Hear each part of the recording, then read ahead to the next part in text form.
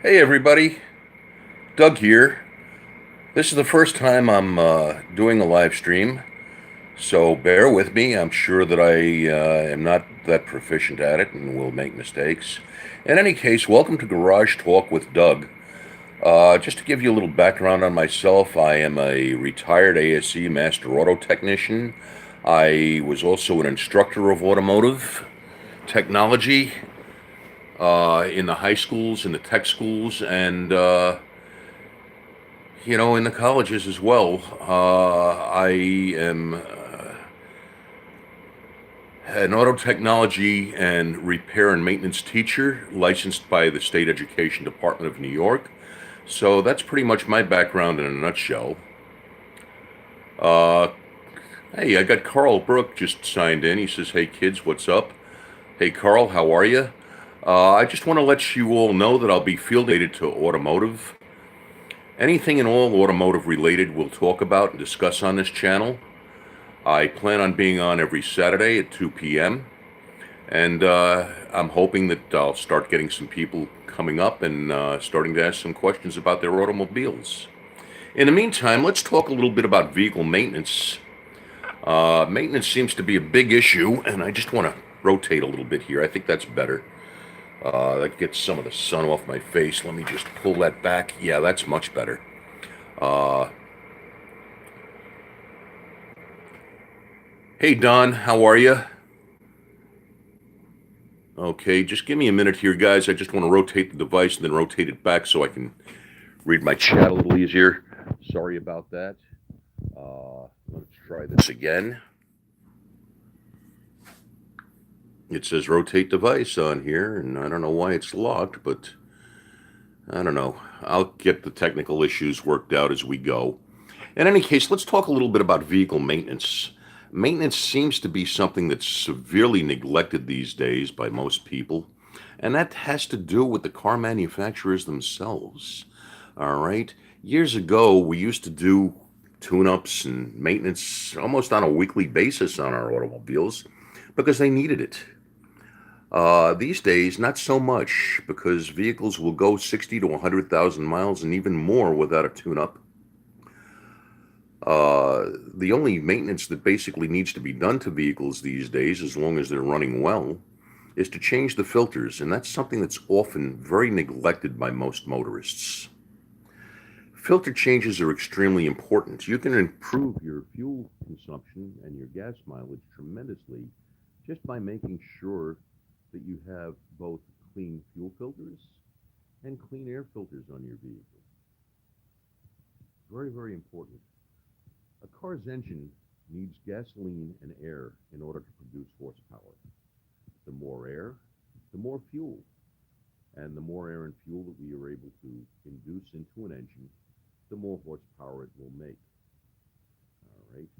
So keeping your air filter clean, keeping your fuel filter clean is very important.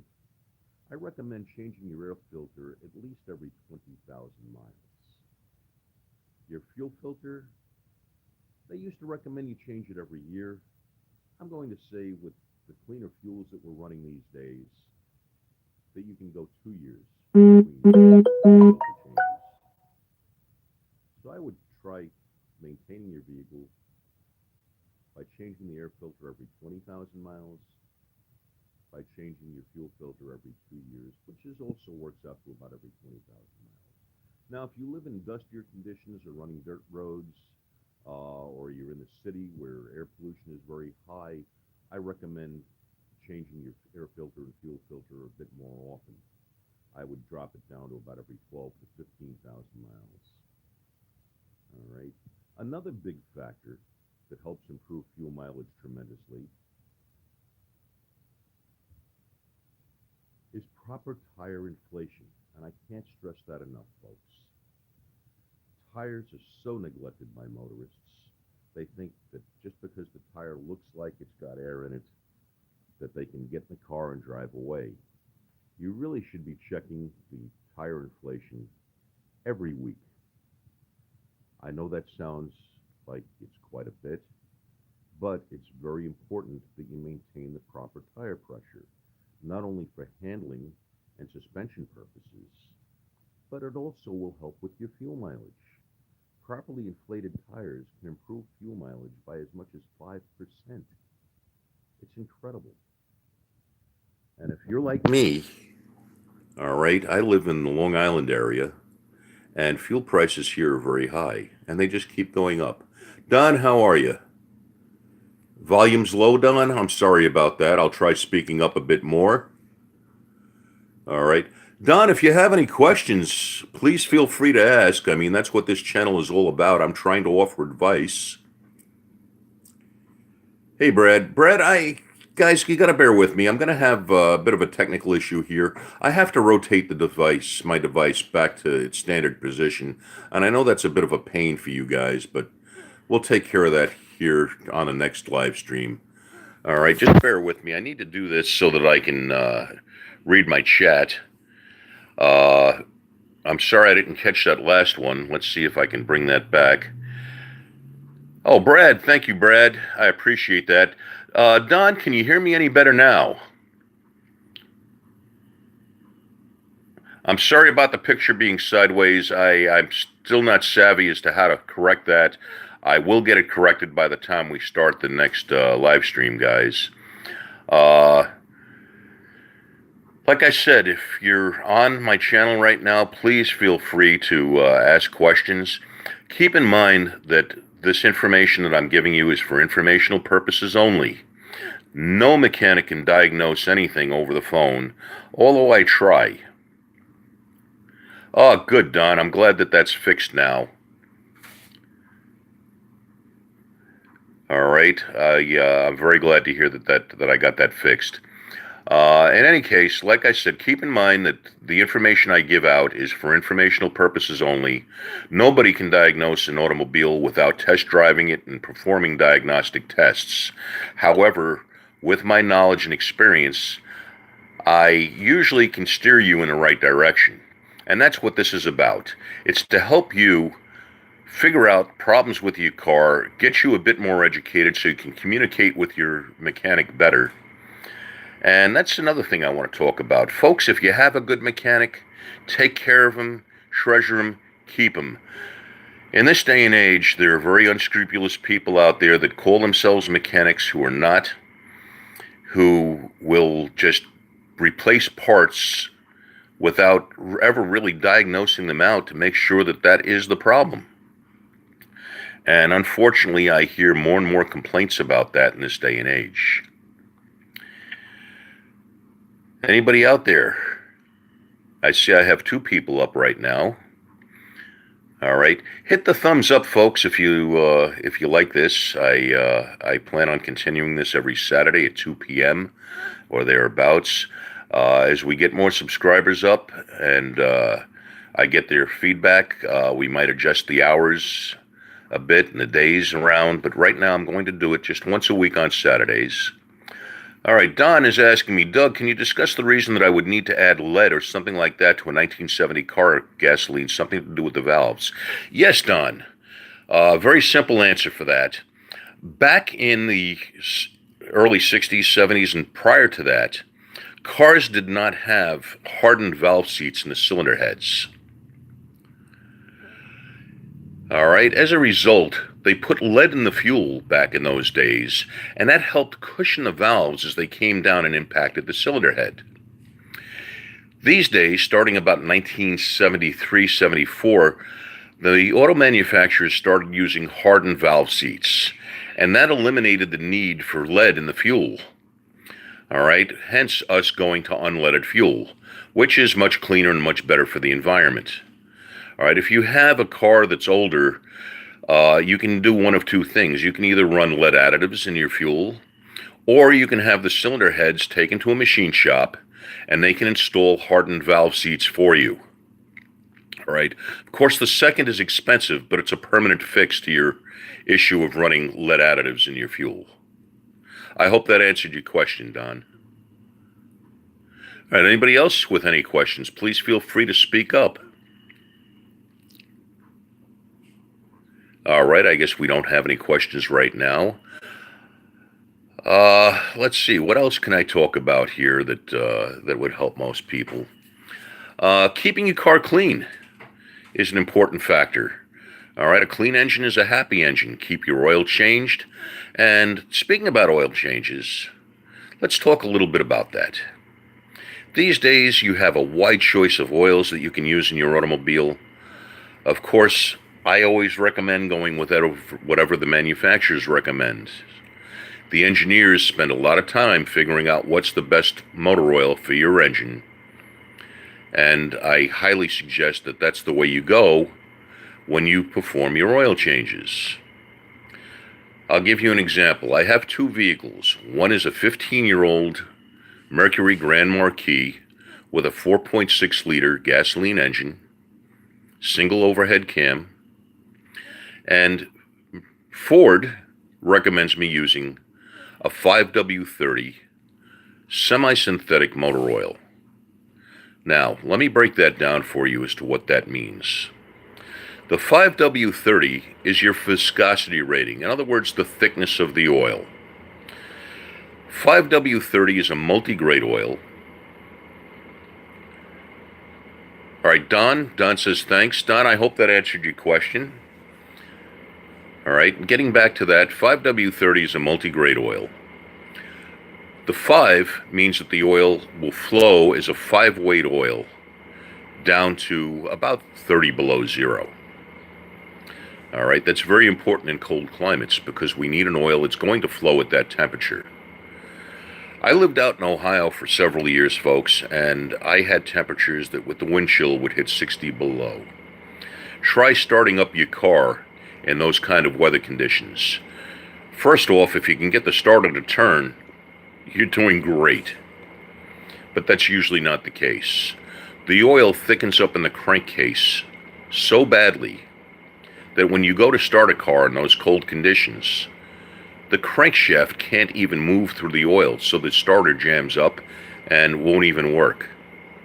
I used to have to take hot coals from my fireplace, put it on the ground underneath the oil pan, and let it sit for about 15 or 20 minutes just to thin the oil enough so that I could start the car. The 30 weight on a 5W30 oil indicates that in hot weather, the oil will congeal a bit and flow as a thicker oil as a 30 weight would. The W in the middle indicates that the oil is suitable for winter use. That's all it stands for. More importantly are the SAE certifications on your motor oil. SAE stands for the Society of Automotive Engineers. And the Society of Automotive Engineers rates oil based on a service category. It's very important that you use the proper SAE rating as prescribed by the engineers that built your vehicle. If you don't, you can jeopardize ruining the engine.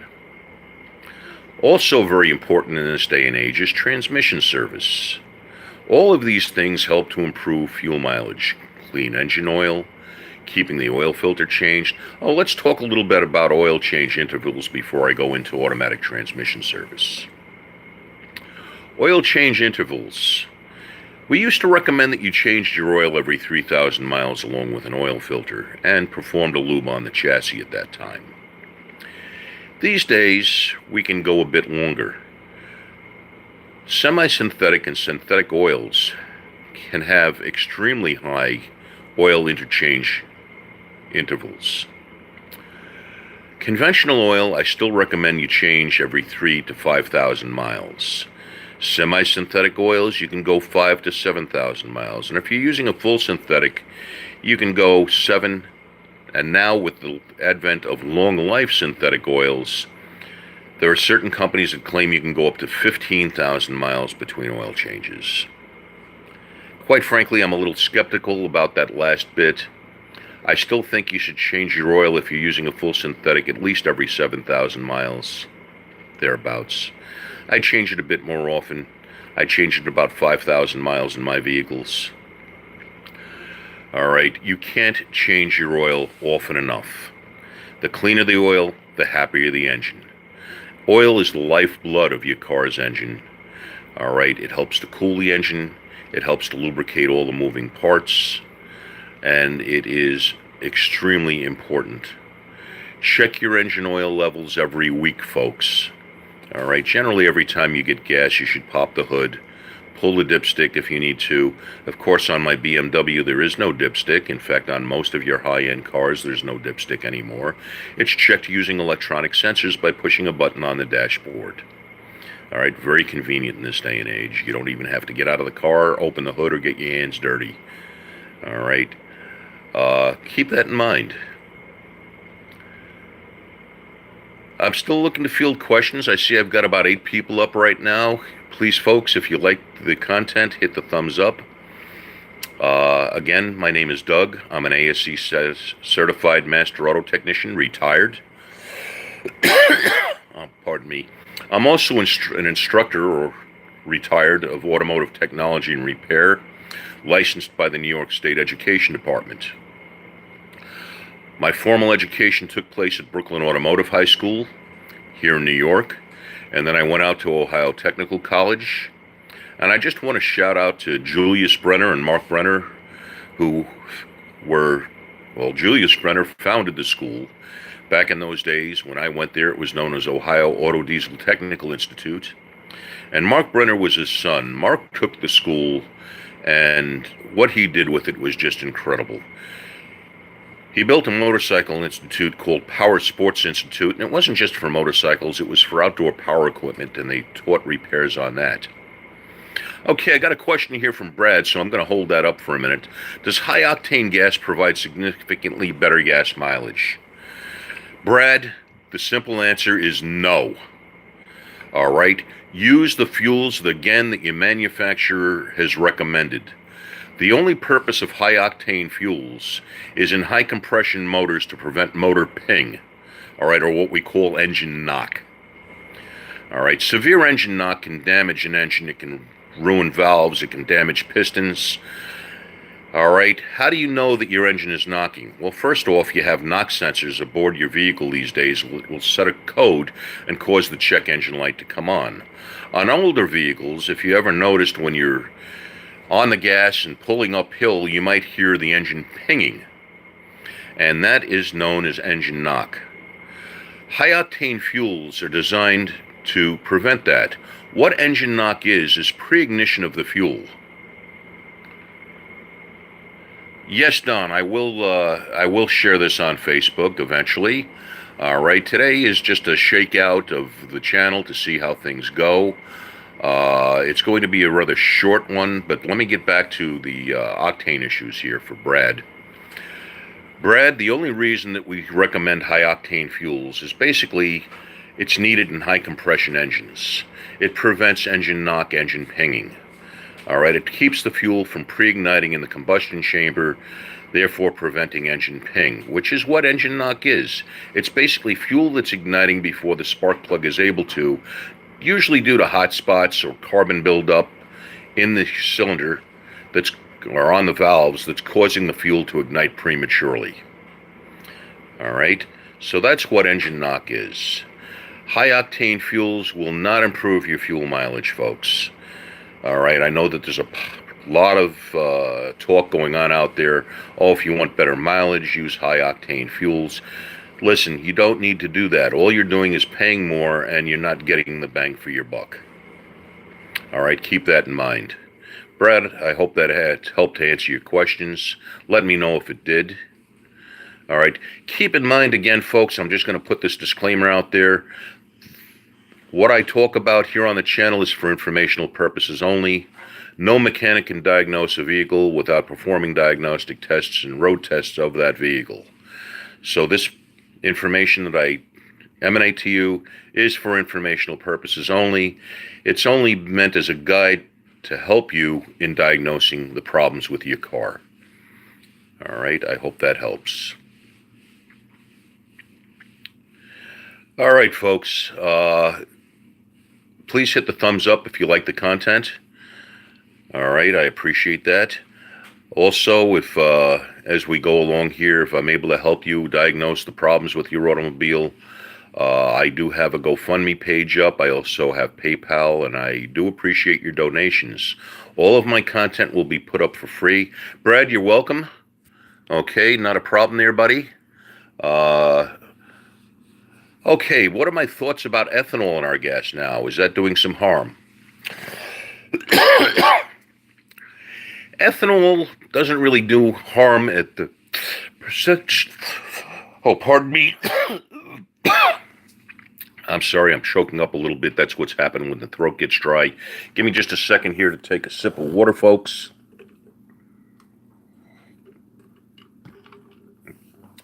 Ethanol in the fuel, at the percentage that we use it, which is no more than 10%, all right, in a gasoline car, doesn't really damage anything. The manufacturers that have designed these vehicles for ethanol have used hoses and such that don't deteriorate using ethanol in the fuel. However, as we go up to 85, you need to make sure that you have a vehicle that will handle ethanol. Right, ethanol is much more corrosive than gasoline. It tends to break down fuel lines, and when those fuel lines break down, that gets sucked into the fuel injectors. Hey, King of Chuck, it's good to see you over here from Grandpa's channel.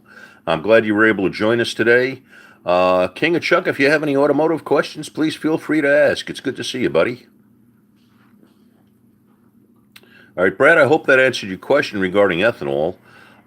You will not get the fuel mileage with ethanol that you get with gasoline. It's slightly reduced, not by much, not enough to make a major difference. But with the cost of ethanol compared to gasoline, it's definitely a big fuel savings. Brad, thank you. I'm glad that helped. All right, keep the questions coming, folks. I enjoy you asking your questions. I mean, that's what my channel is all about. I'm here to try and answer your questions. King of Chuck says, give me a minute. I'll get to a computer where I can type. Okay, King of Chuck. All right, glad you were able to join us. I'm hoping to pick up more subscribers along the way here as we go. Hopefully, Grandpa at Sailing with Grandpa will help me out. Grandpa with Sailing with Grandpa is one of my best friends. If you're into sailing, all right, not that he's a sailing expert, but he lives aboard a sailboat, and his channel is all about the trials and tribulations of sailing. So if you get a chance, try and tune into Sailing with Grandpa and check him out as well.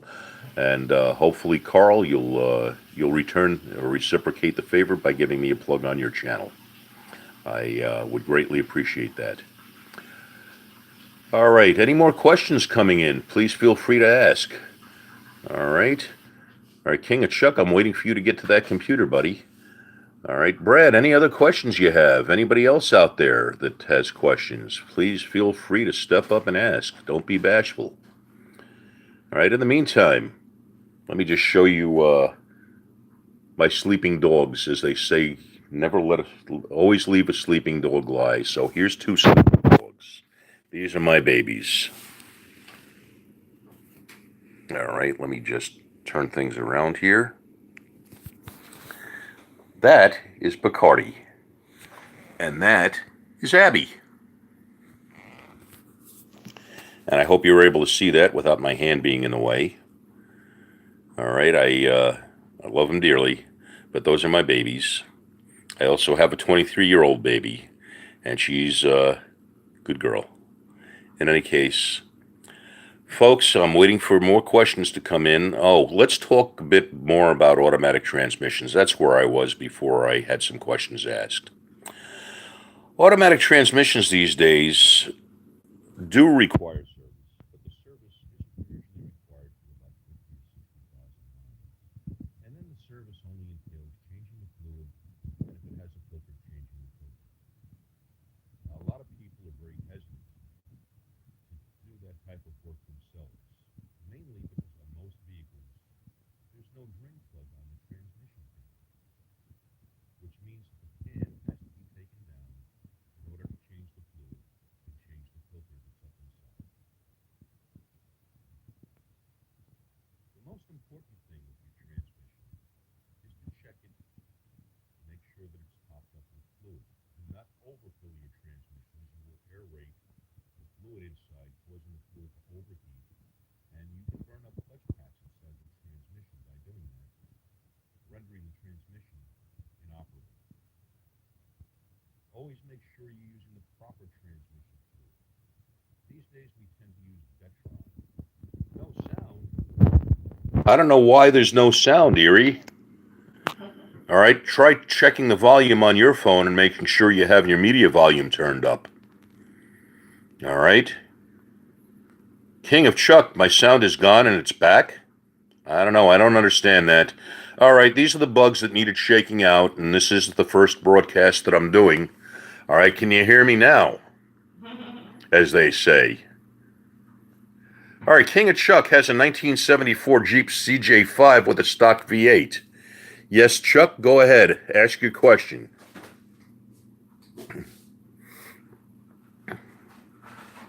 Hello, Chuck. Okay, good, Erie. I'm glad you got sound now. I'm talking a little louder. All right. All right, Chuck says it was running when I parked it years ago. Yeah? What's up, Chuck? It's not running now, I take it, and it's been sitting for how long, Chuck?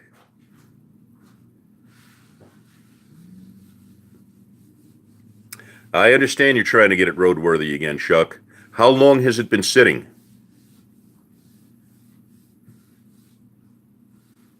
I'm waiting for Chuck here. All right, if it's been sitting for a while, the first thing that you need to 10 years.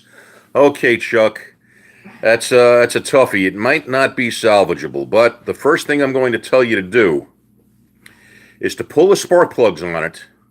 Get yourself some Marvel Mystery Oil. It's available in any auto parts store. Pull the spark plugs and using a turkey baster.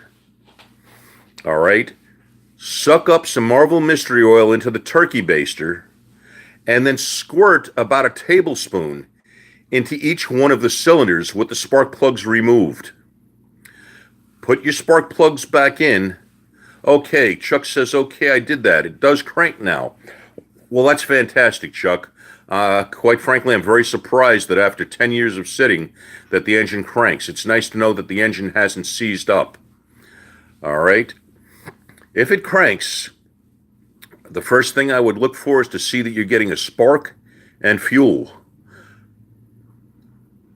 All right, Don, I'll get to your question shortly. I'm going to ask you to ask me again. Right now, I want to field Chuck's question. Chuck says he had to replace the fuel pump. I take it now that you've replaced the fuel pump, you're getting fuel. Are you getting a spark? To test for a spark, you need to pull the high tension lead off the coil and ground it and check to make sure that a spark is jumping from the high tension lead to ground. Okay, Chuck says he dropped the tank because the old one was filthy. Chuck, I take it that this is a 1974. I take it is a carbureted engine. All right, correct me if I'm wrong. And it's a V8. Is that the 5.7 liter V8? Yes, it is.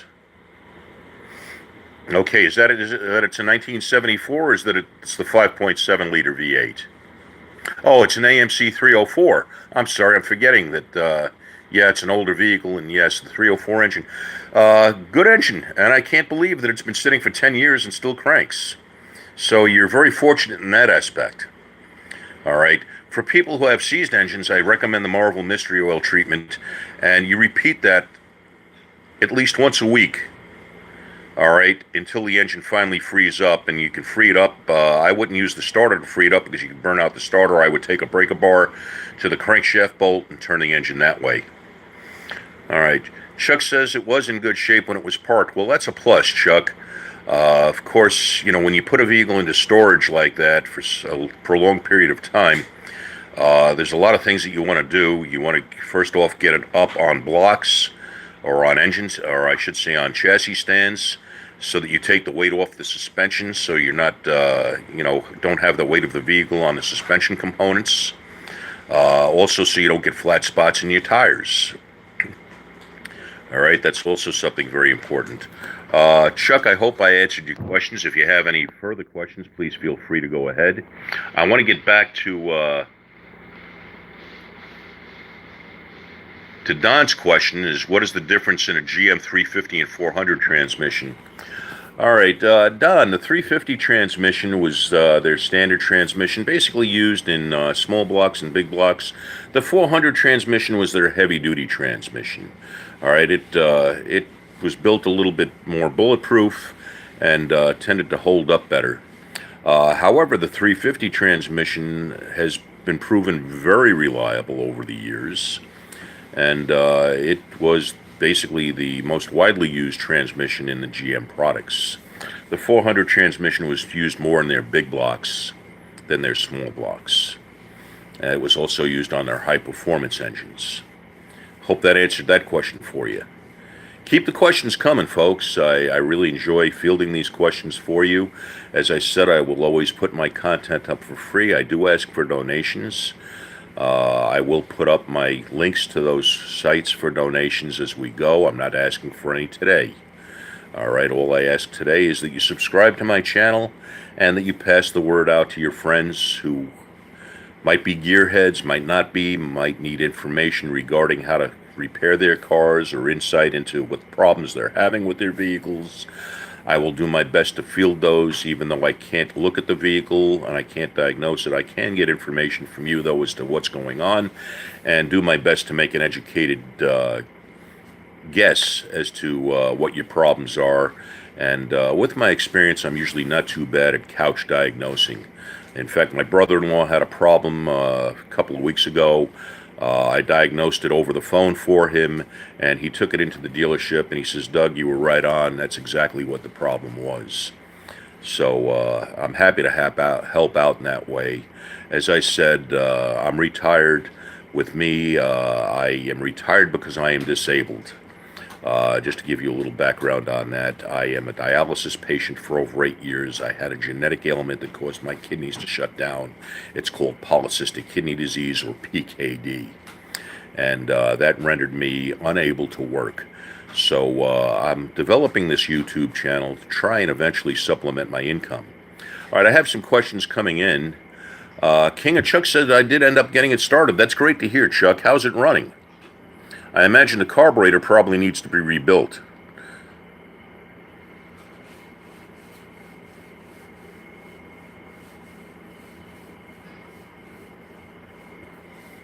Okay, Chuck says, when I got the Jeep started, I was using fuel being pumped from a gas can. I guess that's because the fuel pump wasn't working. Fuel was pooling on the outside of the carb while it was running. Is that a gasket problem? Chuck, I would tear that carburetor off and do a complete rebuild on it. All right, it's been sitting on the car for 10 years. The gaskets are probably shot, and I'm sure that the jets are probably clogged up with varnish and stuff from whatever fuel was sitting in the float bowl for that long. In fact, I'm very surprised that the vehicle started and ran without you rebuilding the carburetor. That's pretty amazing. All right, but I would still pull that carburetor and rebuild it.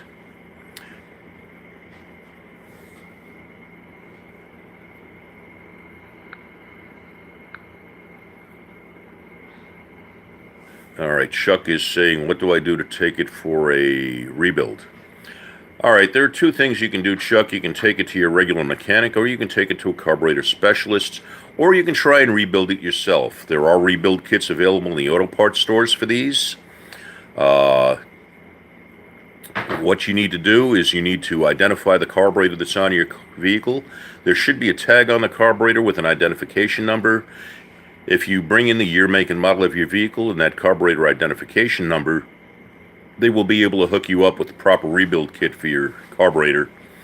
And I don't know how savvy you are, or how what your experience is with working on vehicles, Chuck, but they're not all that difficult to rebuild. There are instructions that come with the carburetor rebuild kits, and if you follow those instructions, you shouldn't have a problem.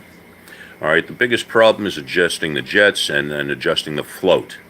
Okay, and they give you a little paper ruler for adjusting the float. Hope that helped, Chuck.